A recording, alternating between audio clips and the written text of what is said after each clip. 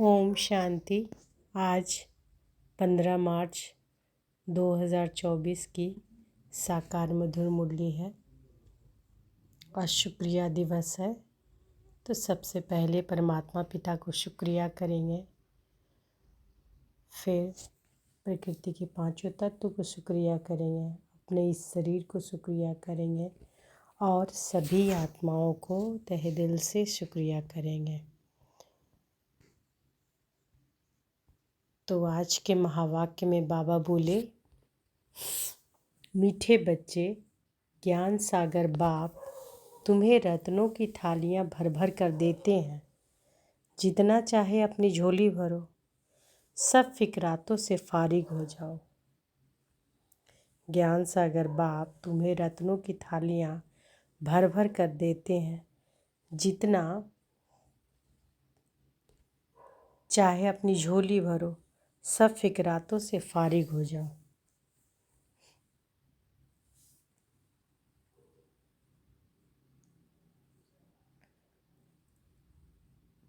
प्रश्न है, ज्ञान मार्ग की कौन सी बात भक्ति मार्ग में भी पसंद करते हैं? उत्तर है स्वच्छता। ज्ञान मार्ग में तुम बच्चे स्वच्छ बनते हो। बाप तुम्हारे मैले कपड़ों को स्वच्छ बनाने आए हैं। आत्मा जब स्वच्छ अर्थात पावन बन जाती है, तब घर में जाने के उड़ने के पंख लग जाते हैं। भक्ति में भी स्वच्छता को बहुत पसंद करते हैं। स्वच्छ बनने के लिए गंगा में जाकर स्नान करते हैं, लेकिन पानी से आत्मा स्वच्छ नहीं बन सकती। ओम शांति। मीठे मीठे बच्चे, तुम्हें याद की यात्रा को भूलना नहीं है। सुबह को जैसे यह प्रैक्टिस करते हो, उसमें वाणी नहीं चलती है, क्योंकि वह है निर्वाण धाम में जाने की युक्ति। पावन बनने के सिवाय तुम बच्चे जा नहीं सकते, उड़ नहीं सकते। यह भी समझते हो कि सतयुग जब होता है तो कितनी ढेर आत्माएं उड़कर जाती है।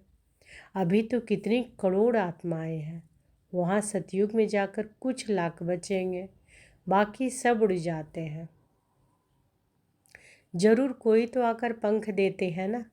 इस याद की यात्रा से ही आत्मा पवित्र हो जाती है। इनके सिवाय और कोई उपाय है नहीं पावन बनने का।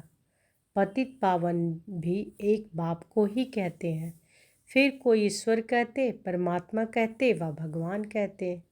है तो एक, अनेक नहीं है। बाप सबका एक है। लौकिक बाप सबका अपना अपना होता है, बाकी पारलौकिक तो सबका एक ही है।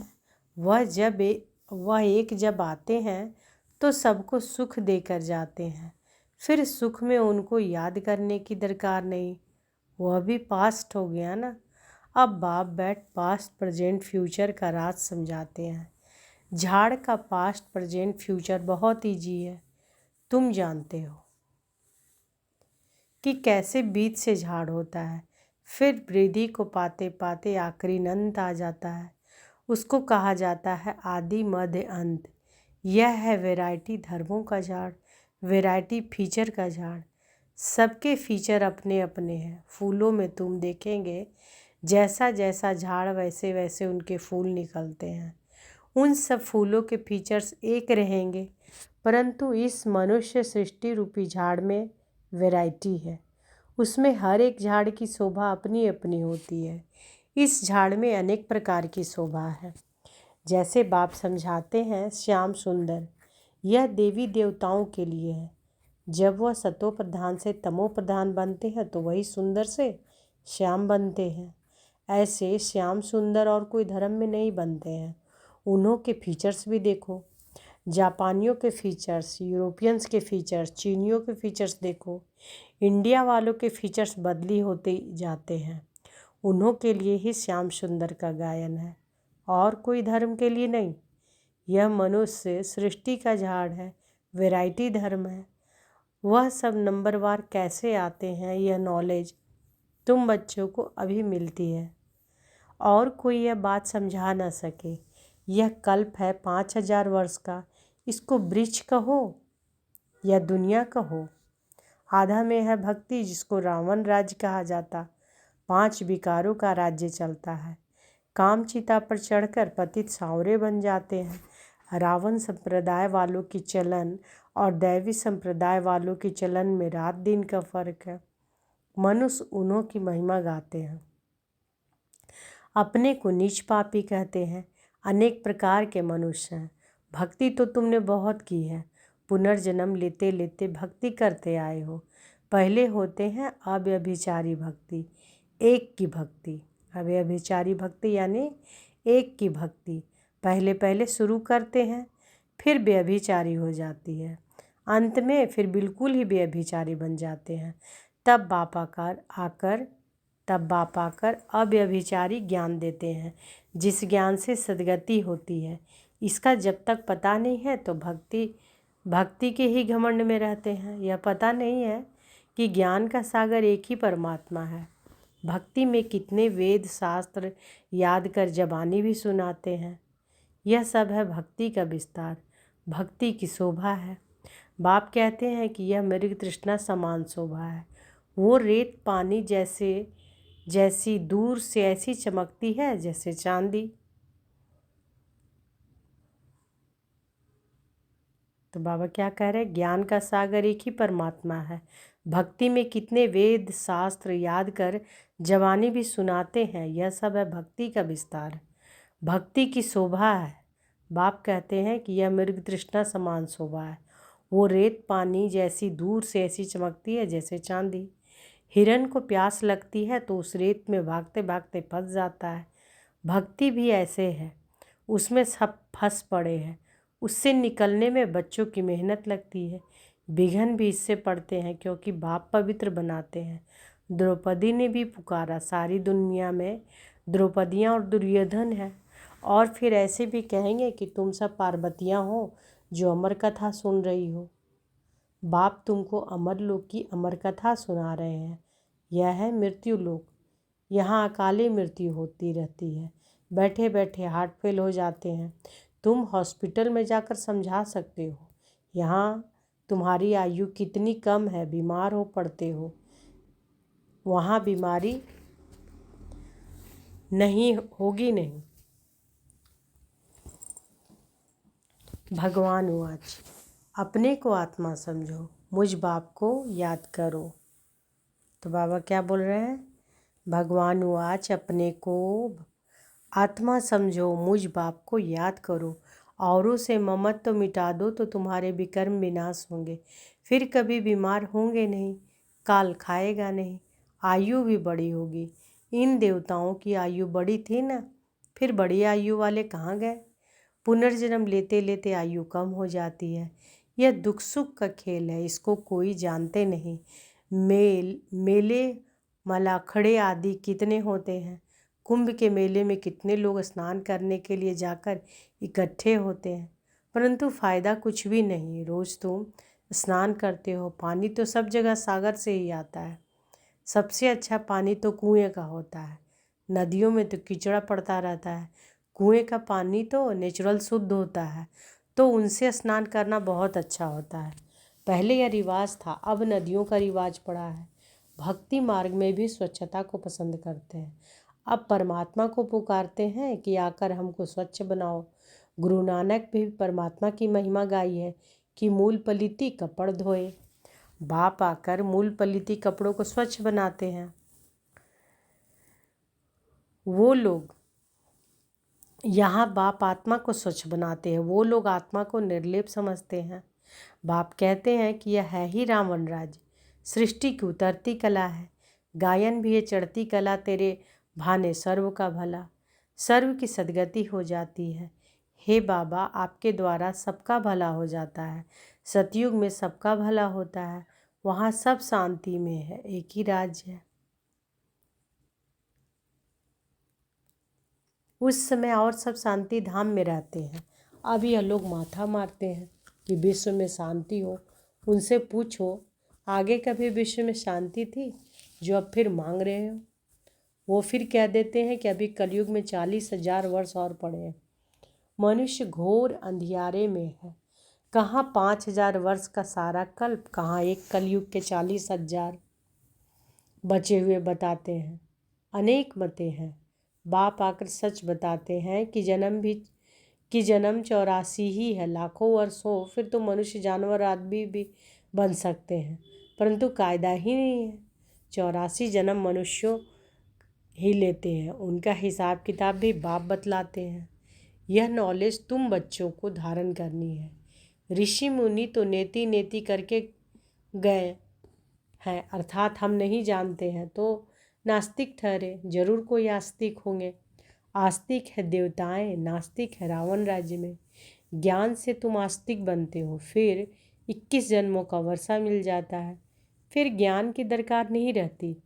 अब पुरुषोत्तम संगम युग है, जबकि हम उत्तम से उत्तम पुरुष स्वर्ग के मालिक बन रहे हैं। इसमें जितना जो पढ़ेंगे उतना उच्च पद पाएंगे।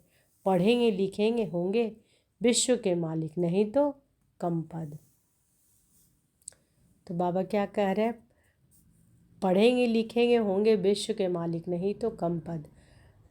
2-3 दिनों से बाबा पढ़ाई पर ही ज़्यादा अटेंशन दिलवा रहे हैं कि पढ़ना ज़रूर है, कभी पढ़ाई छोड़ना नहीं है। पढ़ाई से स्कॉलरशिप मिलता है। कल के महावाक्य में बाबा बोले थे ना कि पढ़ाई कभी नहीं मिस करनी है, पढ़ाई से स्कॉलरशिप मिलती है।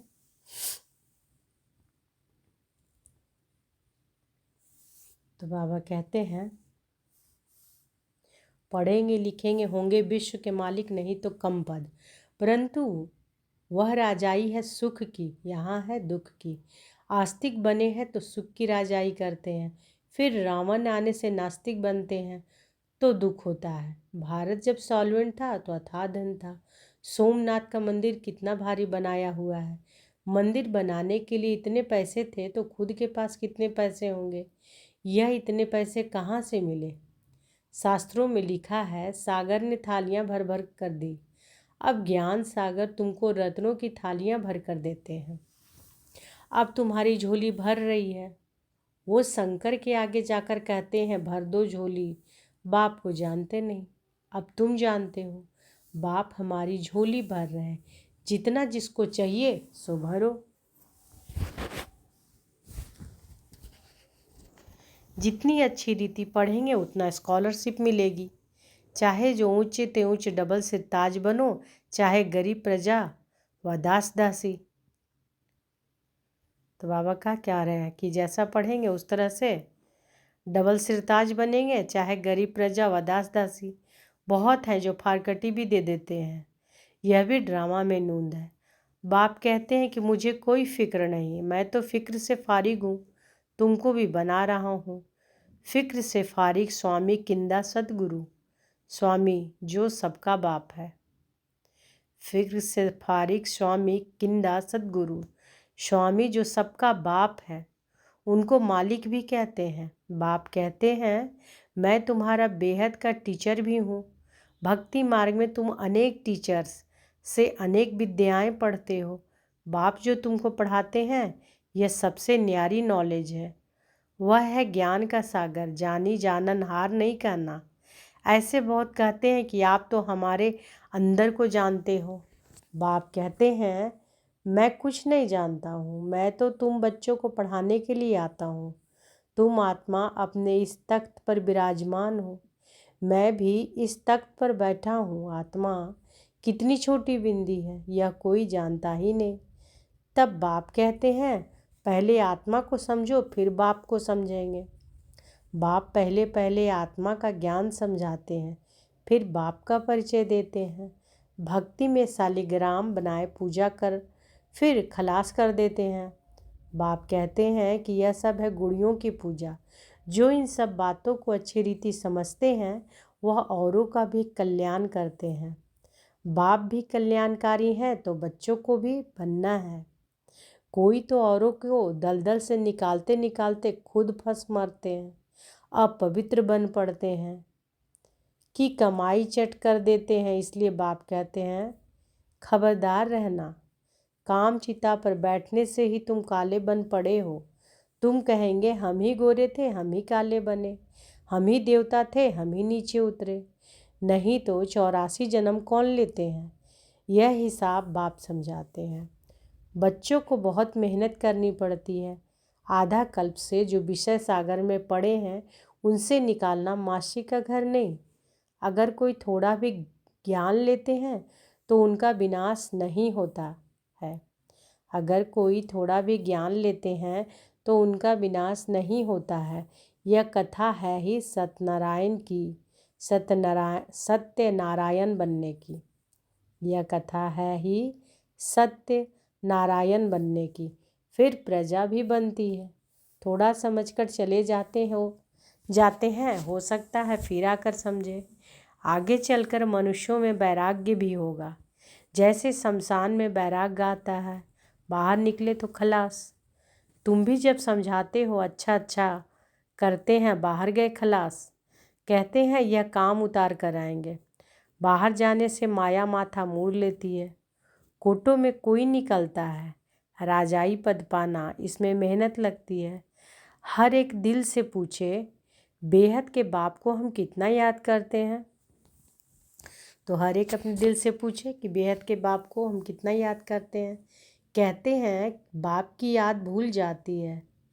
अरे अज्ञान काल में कभी ऐसे कहते हो कि हमको बाप भूल जाता है।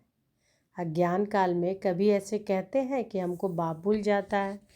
बाबा कहते हैं कि भल कितने भी तूफान आए तुमको हिलना नहीं है। तूफान आएगा, सिर्फ कर्मेंद्रियों से कर्म नहीं करना। कहते हैं बाबा माया ने जादू लगा दिया। बाबा कहते हैं मीठे मीठे बच्चे याद करो तो कट निकल जाएगी।